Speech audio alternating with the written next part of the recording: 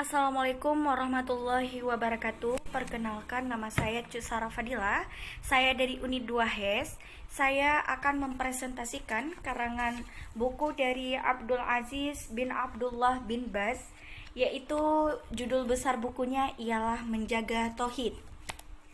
Namun, saya akan menjelaskan isi dalam bukunya ataupun ingin mempresentasikan yang judulnya Hukum Sihir dan Perdukunan. Bismillahirrahmanirrahim. Segala puji hanya kepunyaan Allah. Salawat dan salam dilimpahkan kepada junjungan Nabi Muhammad sallallahu alaihi wasallam. Tiada lagi nabi sesudahnya. Mengingat akhir-akhir ini banyak sekali tukang-tukang ramal yang mengaku dirinya sebagai tabib dan mengobati orang-orang sakit dengan jalan sihir atau perdukunan. Mereka kini banyak menyebar di berbagai negeri. Orang-orang awam yang tidak mengerti sudah banyak menjadi korban pemerasan mereka. Maka atas dasar nasihat kepada Allah dan kepada hambanya, saya ingin menjelaskan tentang betapa besarnya bahaya terhadap Islam dan umat Islam oleh adanya ketergantungan selain Allah, serta bertolak belakang dengan perintah Allah dan Rasul-Nya. Dengan memohon pertolongan Allah Subhanahu wa Ta'ala, saya ingin katakan bahwa berobat itu dibolehkan menurut kesepakatan para ulama. Dan seseorang muslim hendaklah berusaha mendatangi dokter yang ahli, baik itu penyakit dalam, pembedahan, saraf, maupun penyakit luar lainnya, untuk diperiksa apa penyakit yang dideritanya, dan kemudian diobati sesuai dengan obat-obat yang dibolehkan oleh syara, sebagaimana yang dikenal dalam ilmu kedokteran. Dilihat dari segi sebab dan akibat yang biasanya berlaku, hal ini tidak bertentangan dengan ajaran tawakal kepada Allah dalam Islam. Karena Allah Subhanahu wa Ta'ala telah menurunkan penyakit dan juga menurunkan pula obatnya. Ada di antaranya yang sudah diketahui oleh manusia dan ada yang belum diketahui. Akan tetapi Allah Subhanahu wa Ta'ala tidak menjadikan penyembuhannya dari sesuatu yang telah diharamkan kepada mereka. Oleh karena itu, tidak dibenarkan bagi orang sakit mendatangi dukun-dukun yang mendakwakan dirinya mengetahui hal-hal yang gaib untuk mengetahui apa sakit yang dideritanya. Tidak diperbolehkan pula mempercayai atau membenarkan apa yang mereka katakan, karena sesuatu yang mereka katakan mengenai hal-hal yang gaib itu hanya didasarkan atas perkiraan belaka atau dengan cara mendatangkan jin dan meminta bantuan jin-jin itu tentang sesuatu yang mereka inginkan.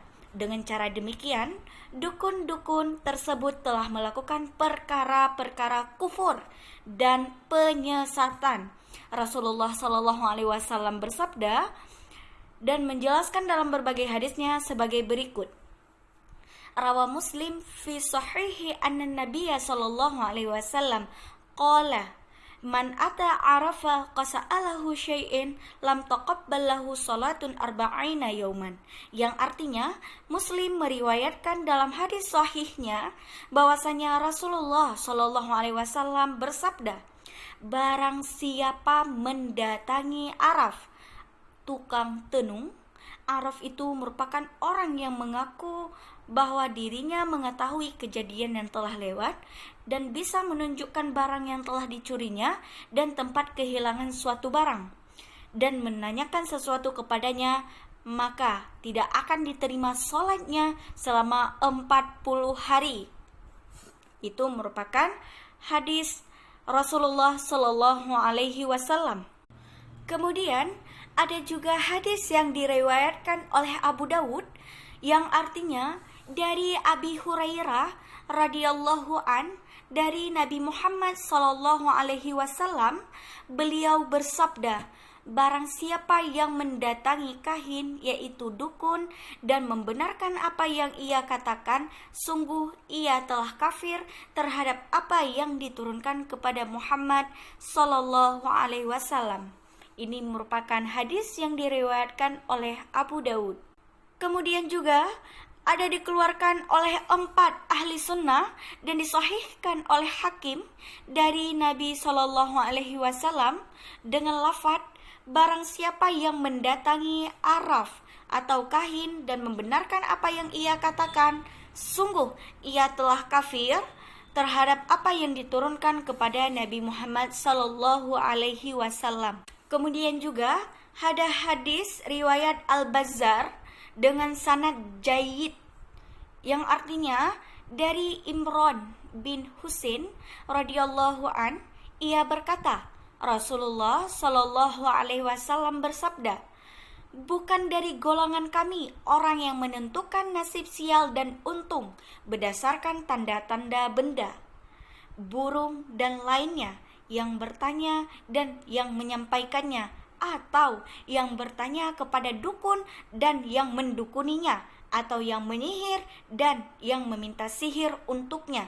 Dan barang siapa yang mendatangi kahin dan membenarkan apa yang ia katakan, maka sesungguhnya ia telah kafir dari apa yang diturunkan kepada Muhammad sallallahu alaihi wasallam.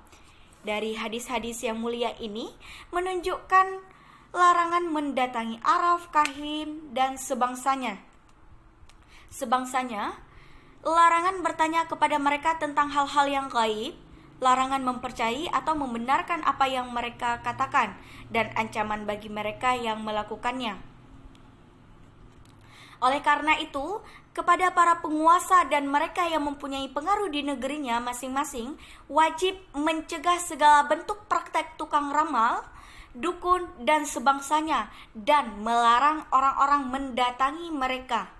Kepada yang berwewenang supaya melarang mereka melakukan praktek-praktek di pasar-pasar dan tempat-tempat lainnya, dan secara tegas menolak segala yang mereka lakukan, dan hendaknya tidak boleh tertipu oleh pengakuan segelintir orang-orang tentang kebenaran apa yang mereka lakukan. Karena orang-orang tersebut tidak mengetahui tentang perkara yang dilakukan oleh dukun-dukun tersebut. Bahkan kebanyakan mereka adalah orang-orang awam yang tidak mengerti hukum dan larangan yang mereka lakukan.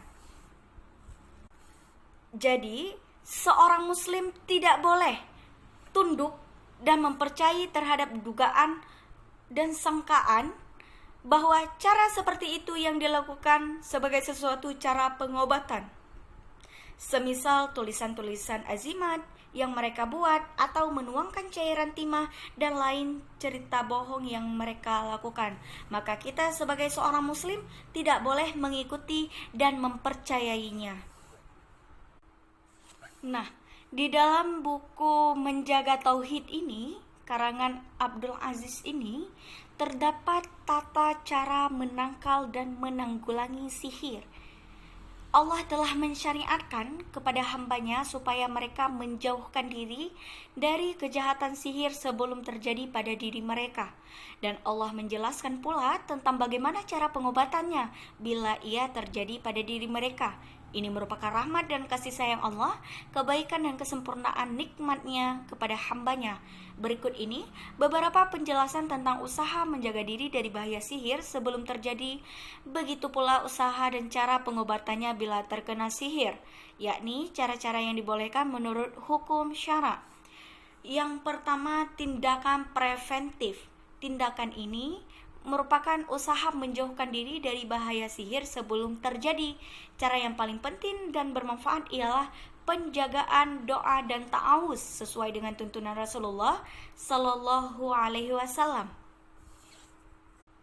Di antara lain, yang pertama membaca ayat kursi setiap selesai sholat 5 waktu sesudah membaca wirid yang disyariatkan ba'da salam. Demikian pula dibaca ketika akan tidur, karena ayat kursi termasuk ayat yang paling besar nilainya di dalam Al-Quran. Rasulullah sallallahu alaihi wasallam bersabda dalam salah satu hadis sahihnya, yang artinya barang siapa yang membaca ayat kursi pada malam hari, Allah senantiasa menjaganya dari syaitan dan syaitan tidak akan mendekatinya sampai subuh tiba. Dan yang kedua, membaca surah Al-Ikhlas, surat Al-Falaq, dan surat An-Nas pada setiap selesai sholat 5 waktu dan membaca ketiga surat tersebut sebanyak 3 kali pada hari sesudah sholat subuh dan menjelang malam sesudah sholat maghrib sesuai dengan hadis yang diriwayatkan Abu Dawud, Tirmizi, dan Nasa'i. Yang ketiga, membaca 2 ayat terakhir dari surat Al-Baqarah ayat 285 dan 286 pada permulaan malam. Sebagaimana sabda Rasulullah sallallahu alaihi wasallam, "Man qara'al ayatina min akhir suratul Al-Baqarah fi lailati kafatahu." Artinya, barang siapa yang membaca 2 ayat terakhir dari surah Al-Baqarah pada malam hari, cukuplah kedua ayat tersebut saja baginya, maka ia akan terpelihara dari kejahatan. Dan yang keempat, banyak membaca ta'awudz dengan menggunakan kalimah Allah yang sempurna untuk memohon perlindungan diri dari kejahatan makhluk ciptaan Allah. Hendaklah dibaca pada malam dan siang hari ketika ia berada di suatu tempat, ketika masuk ke dalam suatu bangunan, ketika berada di tengah padang pasir, di darat maupun di lautan. Kemudian yang kelima, membaca doa di bawah ini masing-masing 3 kali pada pagi hari dan menjelang malam. Bismillahilladzi la yadurru ma'asmihi syai'un fil ardi wala fis sama'i wa huwas sami'ul alim. Yang artinya, dengan nama Allah tidak ada yang membahayakan bersama namanya sesuatu pun yang ada di bumi dan di langit. Dia maha mendengar dan maha mengetahui. Hadis riwayat Abu Daud dan Tirmizi. Karena telah diriwayatkan secara sahih, motivasi Rasulullah Shallallahu Alaihi Wasallam untuk membaca bacaan di atas, dan bahwa hal itu salah satu penyebab keselamatan dari segala kejahatan. Nah, cukup sekian presentasi dari saya. Lebih dan kurang saya mohon maaf. Assalamualaikum warahmatullahi wabarakatuh.